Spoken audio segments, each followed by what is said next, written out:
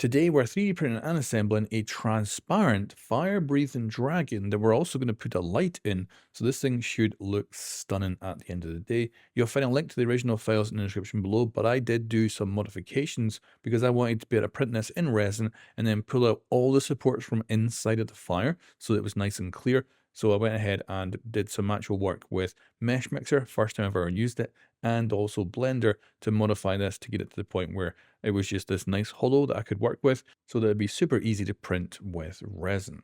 I also decided because I'm doing a yellow translucent for the fire and a red translucent for the dragon, I may as well just print two of them and we'll have a red fire yellow dragon as well. I'm also printing this in water washable resin because I think it's going to end up clearer than doing it with alcohol based, although I've got myself some alcohol based translucent I'm going to play around with in the future as well, just to see what the difference is.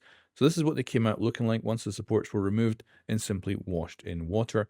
They look really good, and once we add the final clear coat, they're going to look even better. The dragons are also hollow as well, so I was surprised how good and translucent they looked, considering there's actually a void in there which can of course have supports inside it, which you cannot get out.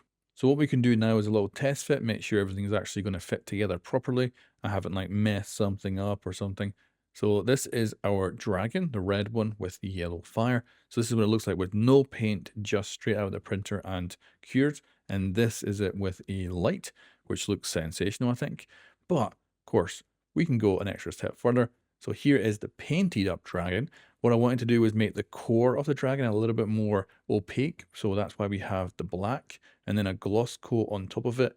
And I think it came out looking really good. I'm extremely happy with how these dragons ended up looking.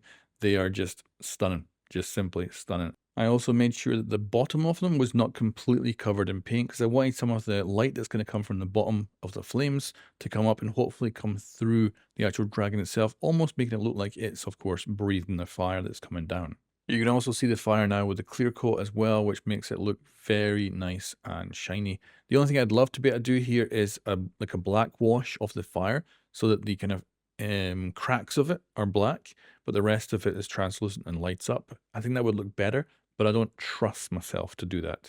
So as a result, this is the finished product for me and very happy. I'm glad I did two as well, because I think the red fire actually has a nice stunning element to it.